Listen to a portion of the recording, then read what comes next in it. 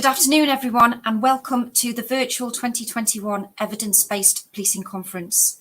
My name is Sasha Hatchett. I am the Assistant Chief Constable in North Wales Police, and I am the Welsh Police Force Lead for Evidence-Based Policing. I'm delighted to be facilitating my second webinar of the series, and I have the pleasure of introducing today's exciting and topical webinar titled First, Let's Stop the Bleeding, Urban Violence and What to Do About It. It is my great pleasure to introduce Thomas Abt, a senior fellow with the Council of Criminal Justice in Washington, D.C., where he directs the National Commission on COVID-19 and Criminal Justice. Hugely topical as we continue to police serious organised crime in a pandemic. Thomas has an impressive CV, previously served as a senior fellow at Harvard, as well as having held senior leadership positions in the New York Governor's Office and the US Department for Justice. His TED Talk on saving lives by stopping violence has reached over 170,000 views, and having watched it myself, I can understand why. He looks at an innovative and targeted strategy to make our cities safer right now, without big budgets and without new laws. Thomas is also the author of a book published in 2019, Bleeding Out: The Devastating Consequences of Urban Violence and a Bold New Plan for Peace in the Streets. Thomas, I have to admit, I am standing today. Alex Murray was supposed to facilitate this session, but unfortunately he's been called away, and he is a huge fan. I know he will be watching this on Catch Up, and I think you can expect a phone call afterwards. So before I hand over, I just wanted to outline how we anticipate that the session will run. So Thomas will present for about 35-40 minutes, and then there will be a question and answer session at the end of the presentation. Please use the sidebar to ask your questions, and please, if you can, start the questions with a queue so that we can pick them out easily. And then at the end of the session, with the help of Suzanne, who is our backstage star and everything to do with IT, then we'll put them to Thomas. So without further ado, welcome everyone, and over to Thomas. Well, thank you so much, Sasha. Thank you to Alex as well, the Society of Evidence-Based Policing, and everyone who is listening today. It's an absolute pleasure to be with you. So let's begin.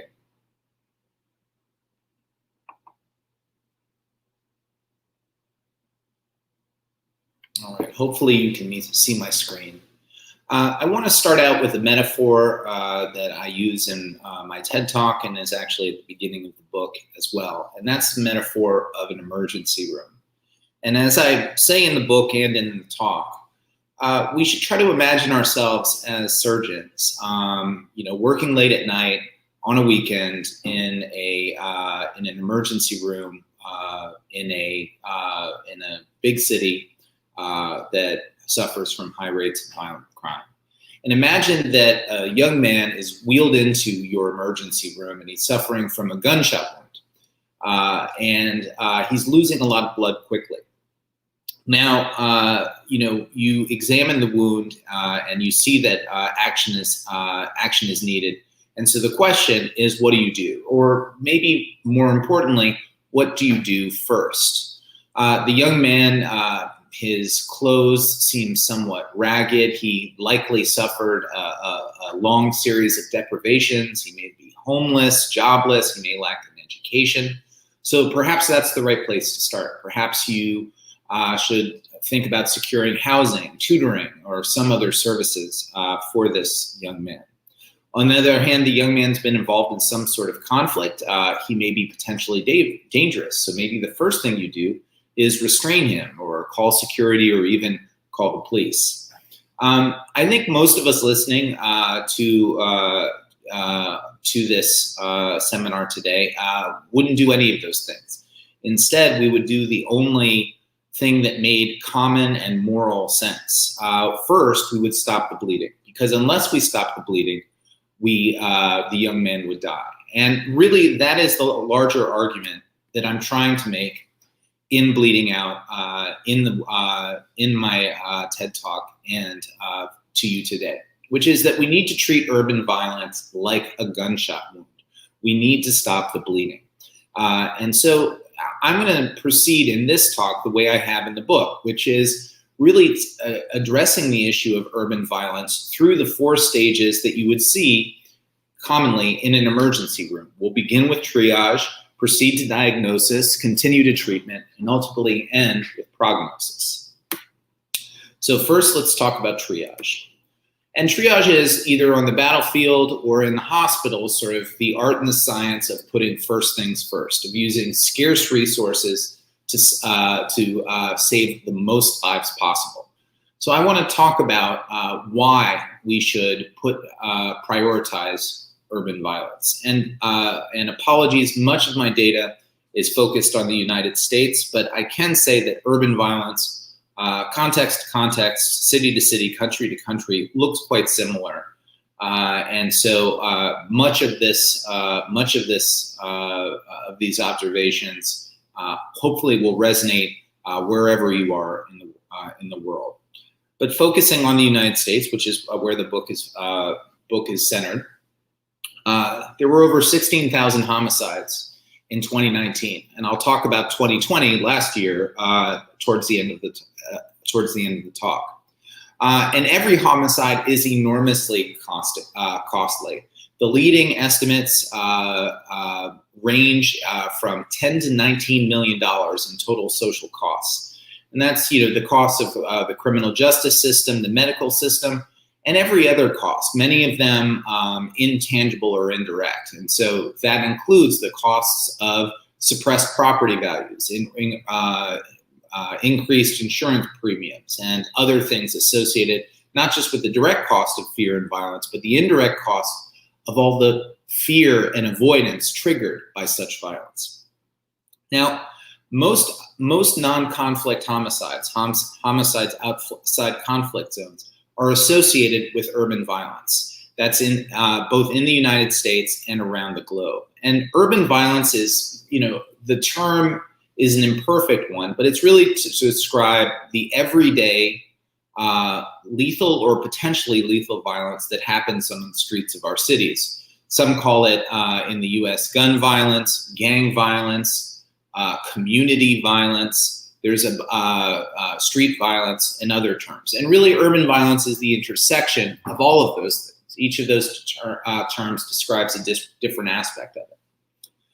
Here in the United States, since September 11th, unfortunately, hundreds have died in domestic terrorist attacks and in mass shootings, but more than 100,000 have died due to urban violence. And urban violence is the primary driver of non-conflict violent deaths all around the world.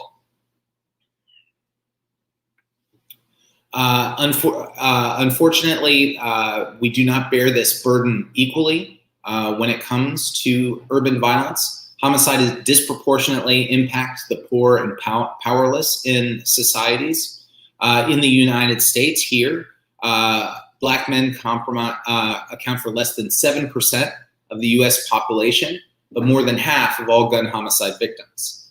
And in 2019, unfortunately, violence was the leading cause of death among young Black men and boys, and it caused more deaths than the 9 other leading causes combined. Now, urban violence traumatizes the poor, making every other aspect of social and economic development more difficult. It's harder to educate kids when they're traumatized by violence. It's harder to attract economic investment when violence scares people away. It's harder to reach all of your physical, mental, and emotional health outcomes that you want to. It's hard to have quality housing. All of these things are challenged when rates of violence are too high. But perhaps the most profound way that violence impacts the poor is the impact on children.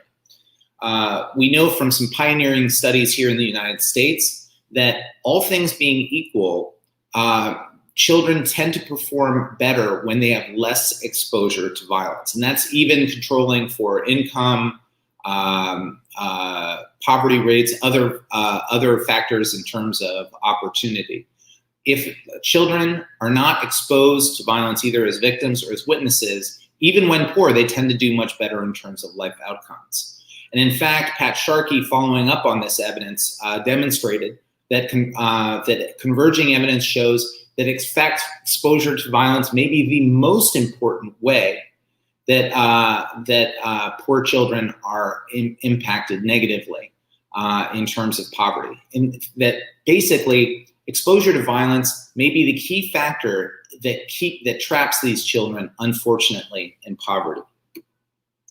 And so what I want to suggest to you is that many of us are familiar with the terrible cycle of violence where inequality, lack of opportunity, poverty all combine to create social dysfunction, including crime and violence, and that there is a causal mechanism between all of these structural factors or root causes and high rates of crime and violence. But I also want to suggest to you, and in fact argue that the evidence is quite strong on this, that the causal mechanism works in both directions, in that high rates of crime and violence are in fact responsible for perpetuating inequality, perpetuating poverty, perpetuating lack of opportunity. And so we need to be aware that this relationship runs in both directions. So having described why it's so important to address urban violence, let's talk about diagnosing it. Obviously, we can't treat an injury or an illness unless we understand it. So I want to begin with the empirical basis of the book, and that is the empirical basis is largely based on a systematic meta-review that was performed by myself and Chris Winship, former chair of the sociology department at Harvard, in 2016. And some of you may be familiar with this, but a meta-review is a review of reviews. And as you can see from the graphic, you start with by synthesizing studies through systematic reviews, systematically synthesizing the results of high-quality impact impact evaluations, and then you synthesize those reviews again. And this is a relatively rigorous, robust, and efficient way of getting one's arms around a tremendous amount of research. And in fact, in our case, we were able to synthesize the results of over 1,400 individual impact evaluations. But we didn't stop there. I went around the country interviewing people with firsthand experience with violence. Street cops, former gang members, former shooters, mothers who had lost children, faith-based leaders, other community leaders, all trying to really understand what people saw when they were witnessing and experiencing violence firsthand. And the interesting thing is what we learned from the academy and what we learned from the community was really quite similar. And it was reassuring to know that while they used very different language, they were ultimately describing the same phenomenon. So what did we learn? The first thing we learned is that urban violence is sticky, meaning that it concentrates among a surprisingly small number of people, places, and is associated with a few key behaviors. For instance, in New Orleans, half of all killings occur within a network of only 600 to 700 people. And in most cities, half of all murders involve less than 0.6% of the city's population. But this violence doesn't concentrate just demographically, it concentrates geographically. Right here in Boston, where I am, 70% of shootings over 3 decades concentrated in approximately 5% of all city blocks. And in most cities, about 4 to 5% of geography accounts for all of crime, accounts for more than half of all crime. And serious violent crime, such as homicide, is even more concentrated than crime generally. And David Weisberg has gone, a criminologist here in the United States, has really gone so far to articulate that this evidence is so strong that it really should be viewed as a law, the law of crime concentration. And violence is also finally facilitated by a few hot key behaviors such as illegal gun carrying as well as gang and gun conflicts. So the science is saying violence is sticky. You need to focus on hot people, hot spots, and hot behaviors. And so that's ultimately our first fundamental principle of effective violence reduction. If you want to be successful, you must be focused. Now, it's not surprising that if urban violence is sticky, that sticky solutions seem to work best. And we see this in criminal justice and in the literature. It's true for policing, gang prevention, reentry, and other factors. The interventions that focus on the highest risk people, places, and behaviors tend to generate the strongest effects. This isn't just true in criminology and criminal justice. This is also true in public health, where targeted secondary and tertiary programs tend to outperform primary prevention ones. And so this is an important thing to understand. Now, some people would argue that, would worry that yes, crime might be concentrated amongst certain people in certain places, but then once you focus on it, the crime will be displaced, or that the people, if they change their lives or are incarcerated, will be replaced. But luckily, we have over 30 years of scientific research that says the opposite, and that crime relocates only in a minority of instances. Again, there is something sticky about this phenomenon. It takes a lifetime of trauma to generate a quote-unquote shooter. And it takes decades of disinvestment to create a quote-unquote hotspot. The second thing we learned both from the literature and from people in the community is that both quote-unquote tough and quote-unquote soft approaches are effective in reducing urban violence. This shouldn't be surprising. We all respond to both rewards and punishments, meaning incentives and disincentives. And so we saw in the literature that there were some quite effective enforcement-oriented approaches for reducing violent crime, but there were also some equally effective non-enforcement approaches that were quite prevention-oriented. And it's reasonable to assume that you need both.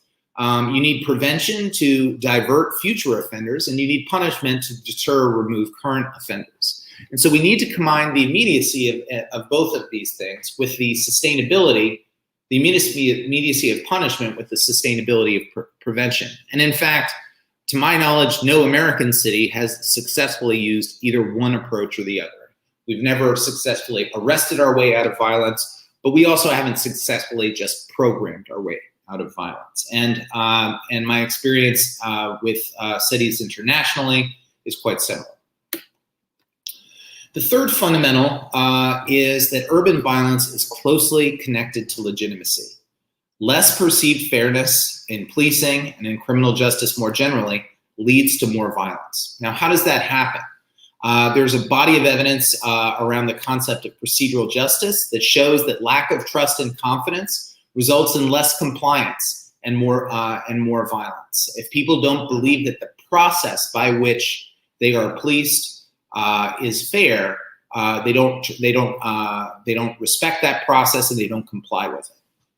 There's also another body of evidence associated with legal cynicism that suggests that when communities do not believe in the criminal justice system, they don't use it, meaning they withdraw from the system. And then what happens there is that they don't turn to the system for perhaps its most fundamental purpose, which is the nonviolent resolution of disputes. And so those disputes can turn violent and ultimately fatal.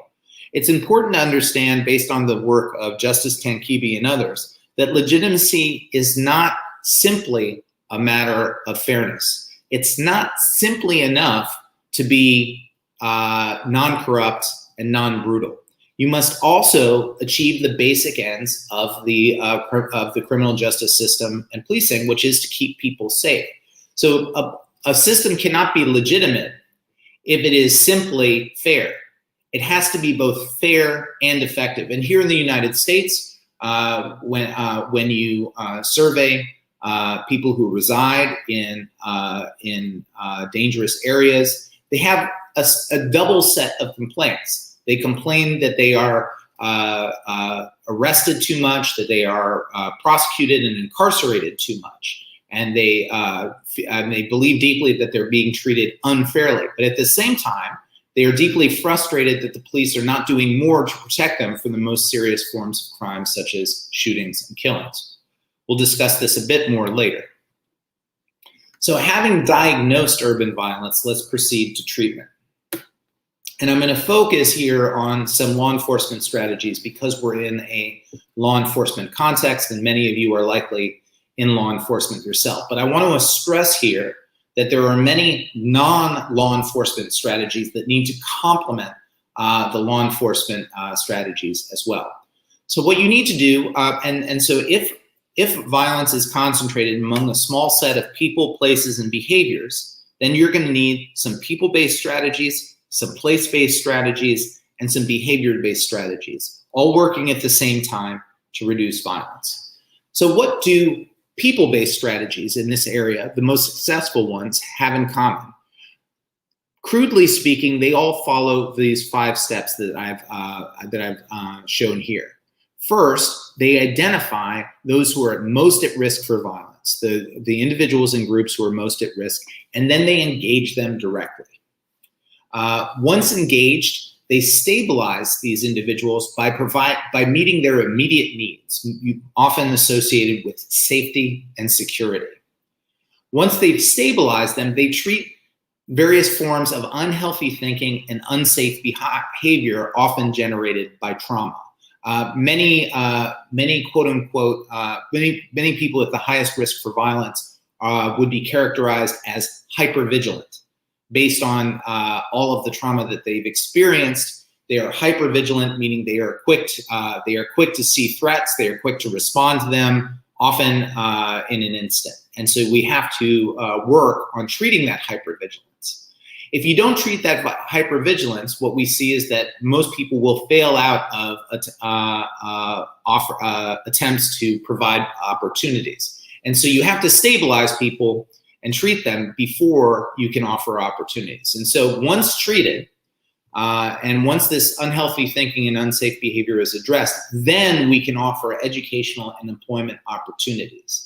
And unfortunately, this is not a perfect system. We must ultimately punish those who persist in violence with swift and certain sanctions. And I want to point out, as many of you are probably familiar, with punishment, it is more important to be swift and certain than it is to be severe. So I want to talk about the leading or a leading anti-violence strategy that is people-based, and that's called focused deterrence, also known as the group violence intervention, also known as ceasefire.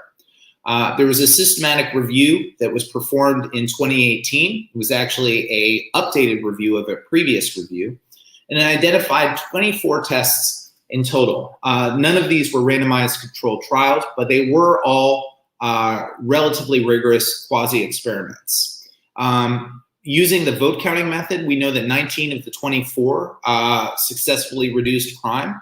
And in particular, for the focused deterrence efforts that were specifically focused on gang and group violence, they were successful 12 out of 12 times. And I want to note here that they had a very large effect size of 0.657.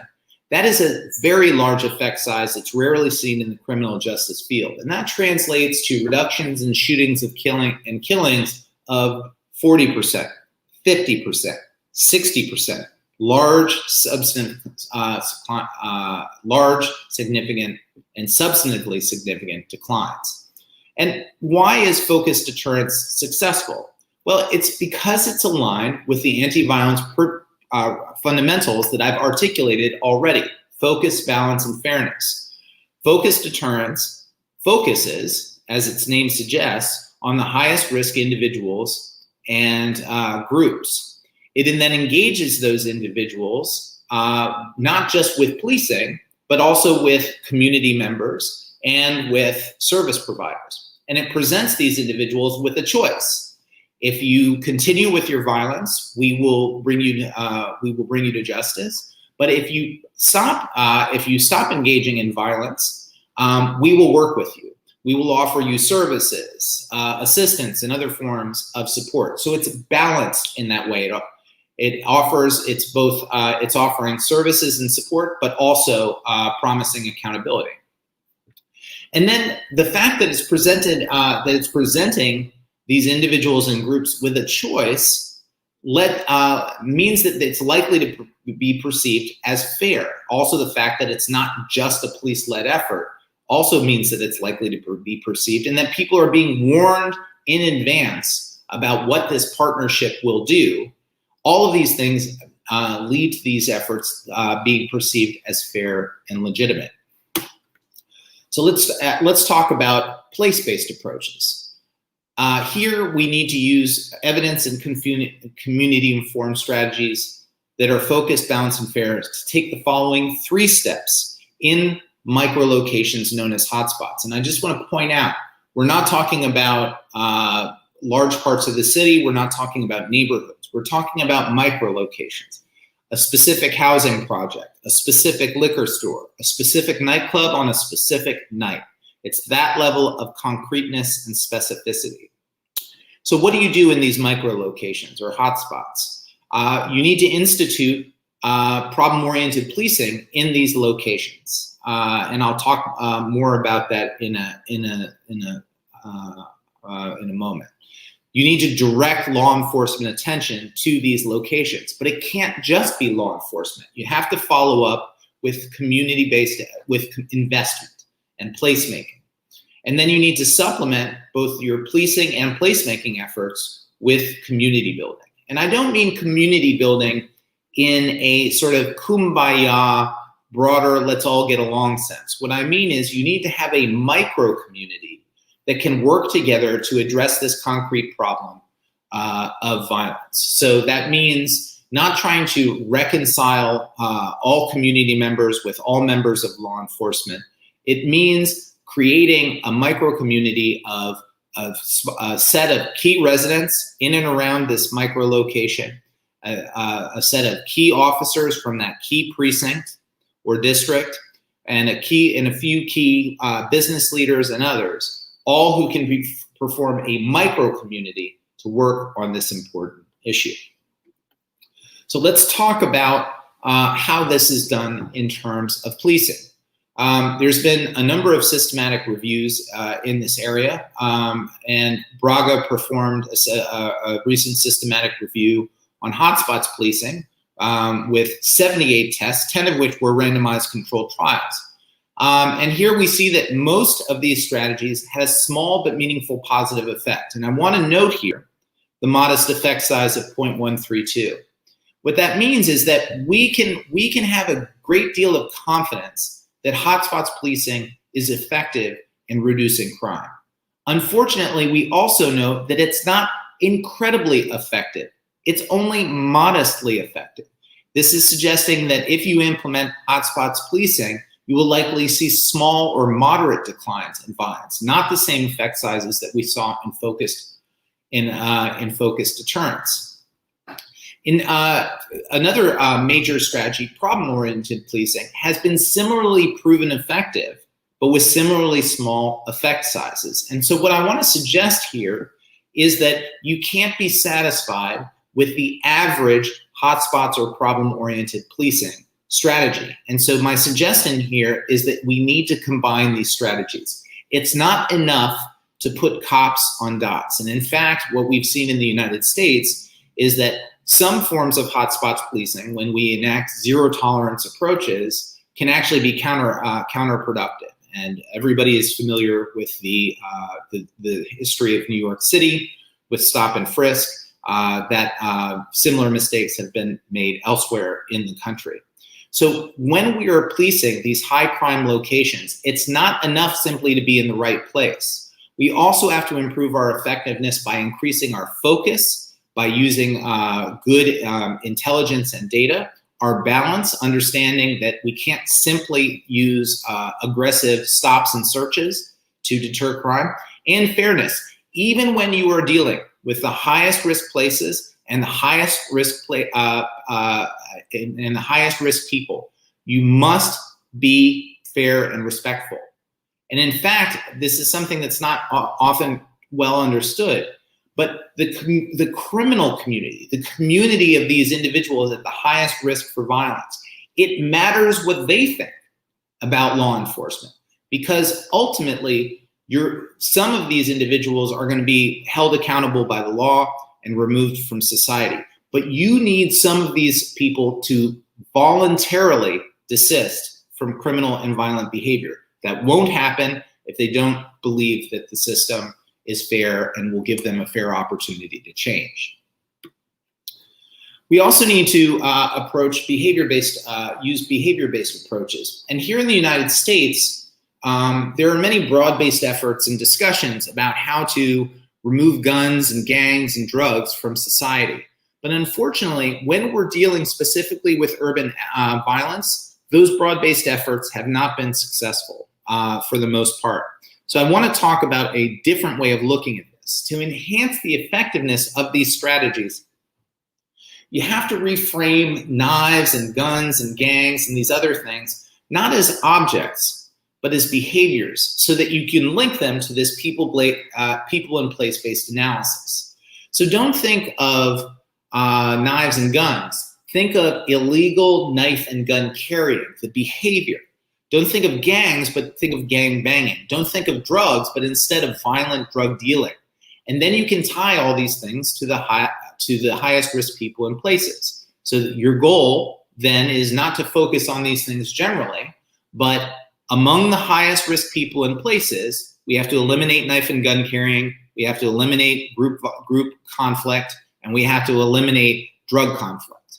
And as you can see, all of these chronic, complicated, seemingly intractable issues start to be broken down into solvable problems. So what's the prognosis? If we properly diagnose and treat violence, what can we expect? First of all, in order to do this successfully, you're going to need multiple strategies operating at the same time to build a cumulative impact. As I said, if you're using hotspots, problem-oriented policing, you're likely to see some anti-violence effect, but not sufficient. And so you're going to need other strategies to supplement that effect.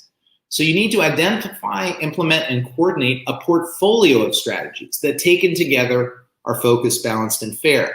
I've created a framework here. It's quite simple, and it blends sort of frameworks from both public safety and public health. And you can see the simple framework here, and you can see how it's populated with the programs that I describe in my book. So for instance, looking at the top row, in terms of people-based prevention, you can see CBT, or cognitive-based therapy, home visiting and parent training to work on prevention. Then you can use cognitive behavioral therapy, focused deterrence, and street outreach for intervention. And ultimately, use for enforcement, you can improve homicide clearance rates and shooting clearance rates, as well as focused deterrence. And then you can look at the place-based row, the behavior-based row, and so on and so forth. And so I'm not suggesting that every city needs to do every one of these strategies, but I am suggesting that they need to do more than one. So these strategies taken together don't need new laws, as you heard before. They don't need big budgets. They don't even depend on massive institutional reforms. They can be done right now. And here in the United States, for an additional $30,000 in funding per homicide, you can put this approach into place and expect a reduction in homicide of about 10% each year for 8 years. Now that might not sound like much, but over 8 years, that's an over 50% reduction in homicide. And if we did this across the nation, this nation's 40 most violent cities, we would save over 12,000 lives and save over $120 billion. So just think about that for a moment. Now, these strategies are needed now more than ever. Unfortunately, looking at crime rates in the United States in 2020, we saw a massive spike in homicide rates, 30% higher than the previous year. And that's a historic increase, representing more than 1,200 deaths just in the sample of 34 cities that Rick Rosenfeld and I looked at in January of this year.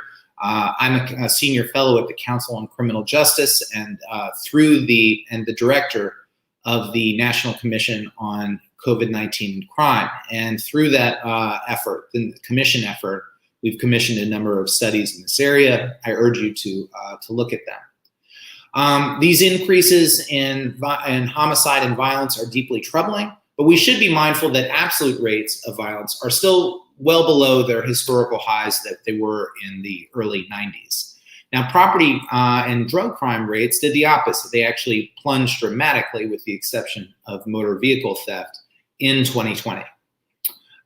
This is not just an issue in the United States. I'm well aware of the alarming increases in knife crime in the UK. And we did see, after a temporary drop in certain types of crime and violence globally, caused most likely by the lockdown and stay-at-home orders, that we're seeing a resurgence in various forms of crime and violence since that time. So here's just some data. This is 3 years of homicide data in a sample of 34 cities that Rick Rosenfeld and I looked at. And as you can see, in 2020, the year starts out bad and then gets significantly worse. You see that red line is a structural break to indicate a statistically significant jump in violence. And you can see that it occurs in late May, early June, almost exactly around the time of the verdict, not of the verdict, but of the horrible murder of George Floyd by a police officer in Minneapolis.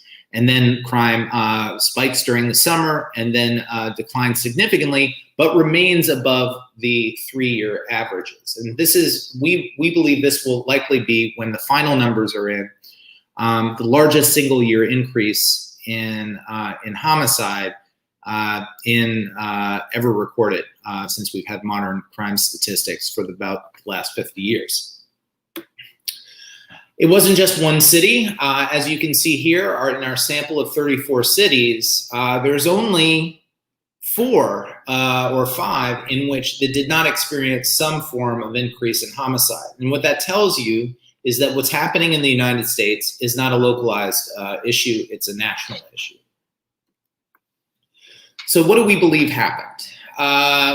Rick and I looked carefully at this. And we believe that the pandemic disproportionately affected vulnerable populations. Those who were at the highest risk for violence were also at the highest risk for COVID-19. And so these individuals who were already disadvantaged, already disenfranchised, already alienated, were placed under additional stress. And it wasn't just those individuals, it was also institutions, law enforcement, EMS, hospitals, all were placed under tremendous pressure. And also all of the non-enforcement apparatuses that were working to reduce violence, community-based efforts, service providers, and others, all were placed under tremendous strain, both operationally and financially, during the pandemic. And in fact, what we see, and if one of the things that you can take from this talk, is that successful violence reduction depends on proactively outreaching to at-risk people and places. And we're not doing enough of that here in the United States, but we are doing some of that. And what we found is that all of that proactive outreach, whether it was done by law enforcement or others, stopped suddenly with the pandemic. And what we see is that as while there might have been a brief suppressive effect of the state of the lockdown, we see violence spiraling out of control after that. And in fact, the biggest spike in violence happened immediately, as I said, after the death of George Floyd. So once again, here in the United States, we are dealing with the consequences of police violence. This follows a pattern, as we saw a few years ago after Michael Brown was killed in Ferguson, Missouri. Police violence triggers protests that is ultimately followed by spikes in violence. Why does this happen? Well, again, police violence produces cynicism. And as we've discussed, cynicism reduces cooperation with the police. Less reporting, fewer witnesses, and that reduced cooperation means that more disputes will turn violent, and more violent disputes will turn deadly. Now, what about this so-called Ferguson effect, or a depolicing effect? In response to protests and criticism, did police change their policies and tactics, resulting in crime increases?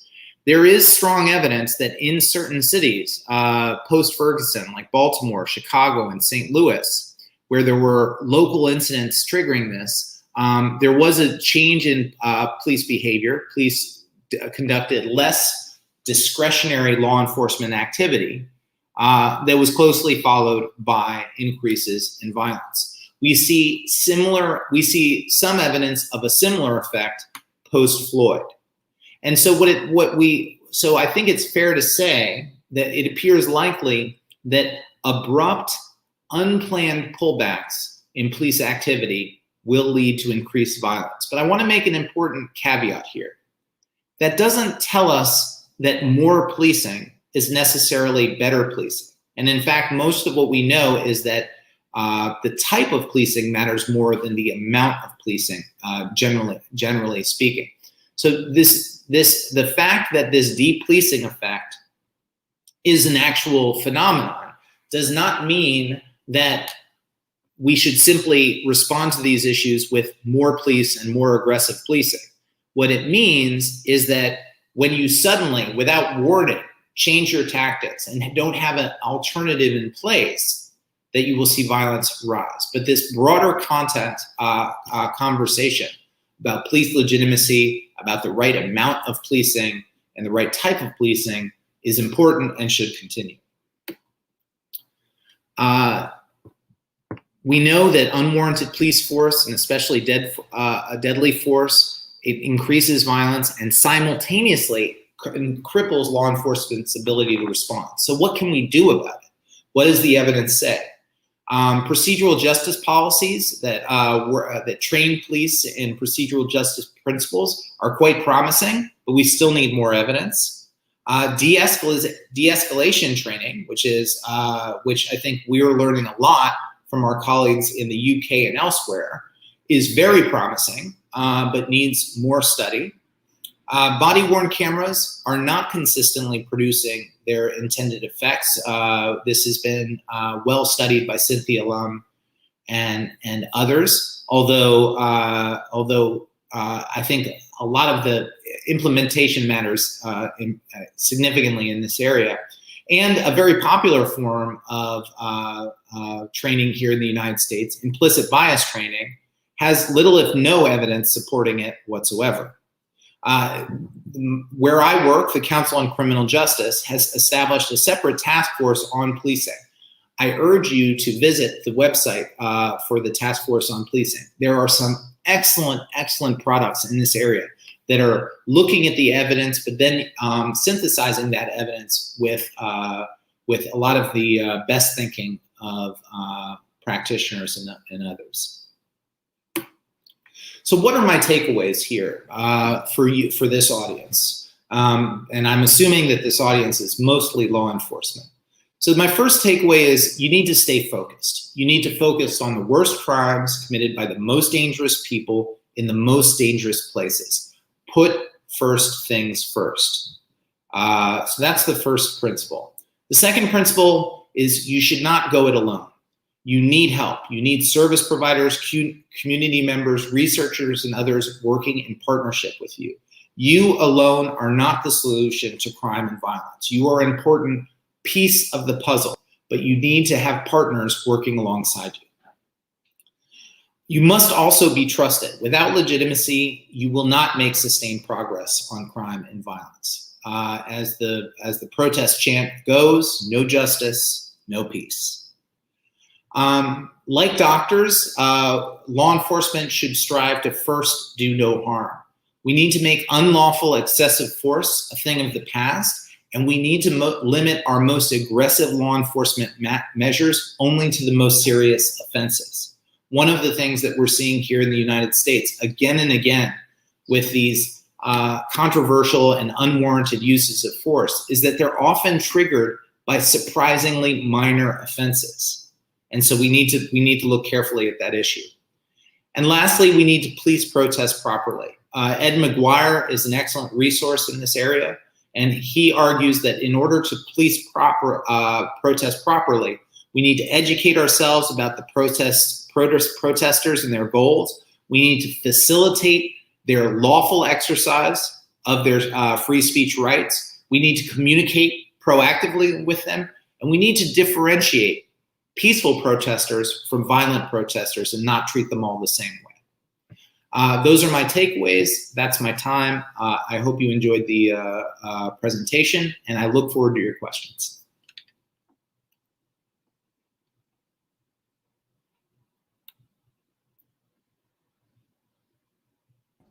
Sasha, you're muted.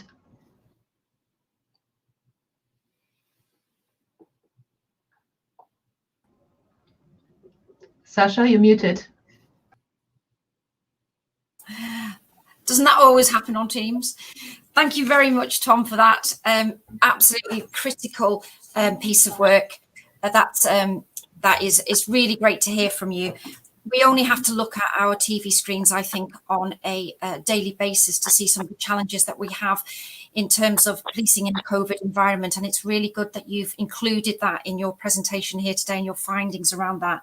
I think, Suzanne, if we can add the task force on policing into the sidebar, so some people are able to access that, that would be fabulous. And I think in terms of your takeaways, you know, I think we fully recognise in policing that we can't do that in isolation. We can't do this in isolation. We absolutely need our partners alongside us with it, and the importance of legitimacy. And I think we do have some legitimacy challenges now, and we do with some of the legislation that we have in place, and the importance of making sure that we police legitimacy, and particularly that the learning around protests across the length and breadth, I think, of the world is really, really important at this time when we are anticipating that we would see more protests. So I think that's brilliant. In terms of questions, so if I can open it up to questions. We've got one from Abigail. She's wondering if you could talk a bit about how practitioners should evaluate or demonstrate impact of people-place behavior-based approaches. Tom. Sure. This is a great question, and you know, there's a debate in the field about what's the proper way to evaluate it. And you know, and I am a pragmatist. I sort of avoid the extremes. I'm not a randomista that thinks that every single strategy needs to be evaluated with an RCT, but I do believe that ultimately the more rigorous methods are the more convincing ones. And so what I would say is it really depends on the size of the intervention. If you're starting a strategy, a small pilot, I suggest a less costly, less formal form of evaluation. You know, just get some pre-post data to sort of see whether you're on the right track. But as you start to expand and as you start to take up more resources, you need to up the quality of your intervention.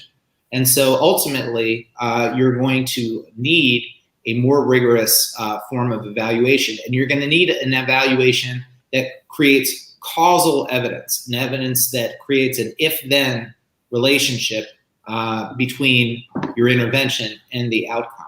But what I would say is it's okay to start informal, and but you have to end more formal and more rigorous.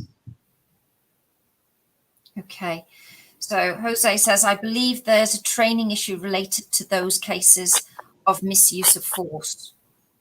I certainly agree with Jose. And Jose, if I see from your picture, it looks like you're wearing a gi there. I too train Brazilian Jiu-Jitsu. I recommend it to anyone in the audience who's interested in fitness and surprisingly nonviolent ways of controlling people. I wish more people in law enforcement trained in Brazilian Jiu-Jitsu. Let me say something about training based on some of the findings of the task force and the findings more broadly.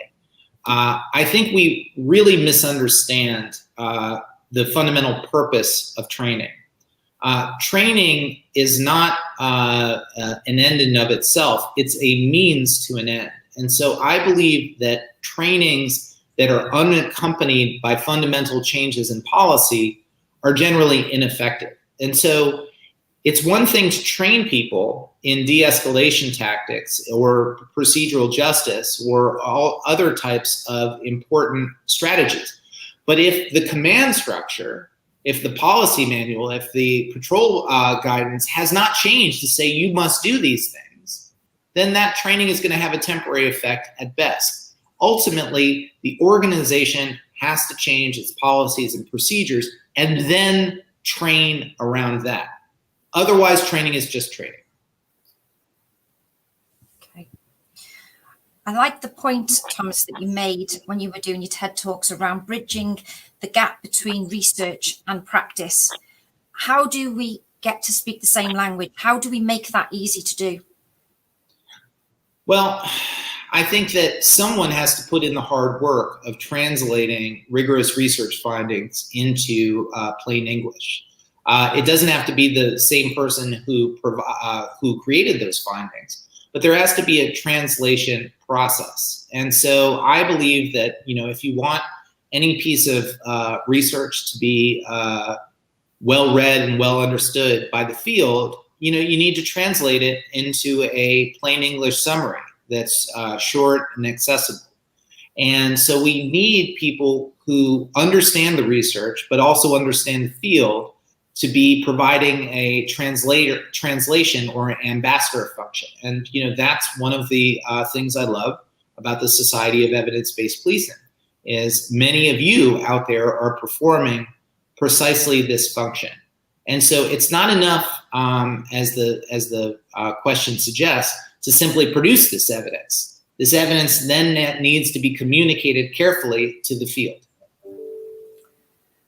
And I guess that probably takes me on to another question, because you've had some key leadership roles in some, high-profile departments, and you've done this meta review. You've done extensive semi-structured interviews, and you've produced this research. You've produced this book.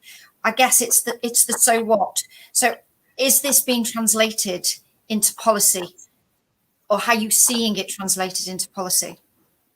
Yeah, so, I think for those of us who have been involved in policymaking for a long time, or in, either in law enforcement or outside of law enforcement, we see incremental progress. We see the field slowly maturing, slowly responding. I think the issue is that incremental progress enough? Are we moving fast enough? I think that I think any reasonable person looking at the data, looking at the evidence would say, in terms of measuredness of both fairness and effectiveness, law enforcement in the United States, in the UK, and in many places is progressing. But is it meeting the needs of and the expectations of the populace? In many cases, clearly not. And that's something that we have to reckon with.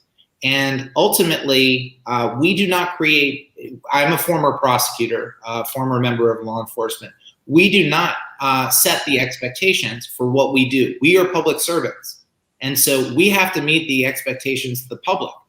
And so that's something we have to strive to do. Okay. I think so. Jose, on one hand, police officers are not being prepared during initial training to react to every suspect act. Yes, I think that I also think that the better prepared officers are to deal with non-compliant individuals and individuals who may resist them. Actually, the less likely they are to use aggressive force measures. And so I think that that's an important thing. And in fact, I think that one of the key issues in the United States, and one of the reasons we're plagued by so many of these issues, is that we do not have a philosophy of de-escalation like you do in some parts of the UK and other places. It is widely accepted in the United States as sort of the convention that in order for police to secure themselves, the scene, people at the scene, they have to establish immediate control, and they should use whatever force they need to establish that immediate control. And that is why, in so many instances, unfortunately, you see rates of force spiraling quickly in the United States, because police are not trained to temporarily retreat in the United States. That's not an acceptable practice in many areas. Now, we are trying to change this now, but it is in a large country. It's a decentralized system, over 18,000 autonomous law enforcement organizations. And so it will take time. We have to push hard, because I think proper training and proper change in policies again and de-escalation is going to be critical here in the United States. Okay. We've got a question from Wendy. What is the place for gender and economic considerations within your framework? Well, this is a good question. Urban violence is overwhelmingly perpetrated by men. Approximately 90% of perpetrators are men, and the vast majority of victims are men. And it's important to understand that ultimately both the perpetrators and the victims of this type of violence are men. And so our focus is properly on men in this context. However, there are other forms of violence, domestic violence, gender-based violence, relationship-based violence, that are inherently involving both genders, or non-binary people as well. I don't mean to leave them out here. And there is a relationship between various forms of violence. And roughly speaking, we see evidence that exposure to family violence, domestic violence, gender-based violence early in life can lead to higher likelihoods of perpetrating other forms of violence later in life. And so we need to work on all of these things simultaneously. But it's important to understand that we need specific strategies for specific types of violence. My book hopefully provides some effective strategies for reducing urban violence specifically. We need another book or books like this to address domestic violence. Then we need another book to address school violence. Then we need another book to address organized criminal violence. And I think that is a really good point, because one of the things I wrote down when you were speaking was you talked about poor children performing better if not exposed to violence. And I guess, and I was thinking, well, is that the same for children from all backgrounds if they are exposed to violence? But as you rightly point out, it's a separate topic area, but it does beg the question that you're not just looking at future perpetrators, but actually, if you were talking about domestic abuse, does it lower their life expectancies and life chances, not just for them to be a perpetrator, but actually to get on in life? So it'd be really interesting for that kind of study. Sasha, you raise a great point. And, the literature here is from the adverse child experience area, the ACE studies. And one of the things that we see is that most people are quite resilient to one incident or one type of trauma. So people who, were neglected by a parent early in life can often be resilient and overcome that without major effects. But what we see is when you have polyvictimization, people who are exposed to both emotional, physical, and sexual abuse, that you see the chemical pathways in the brain start to change. And you see these, you see the risky behaviors, you see the long-term health outcomes. And so, yes, someone from a privileged background can experience a form of trauma, and they can be resilient to that. But the more disadvantaged you are, the more you are among the poor and powerless, the more likely you are to suffer from multiple forms of trauma or abuse and neglect all at the same time. And that is where you see the most damaging physical changes in the brain. That is A huge thank you, Thomas, for your input today. You know, it's been brilliant. It's very thought-provoking. Thank you for people turning up and participating today.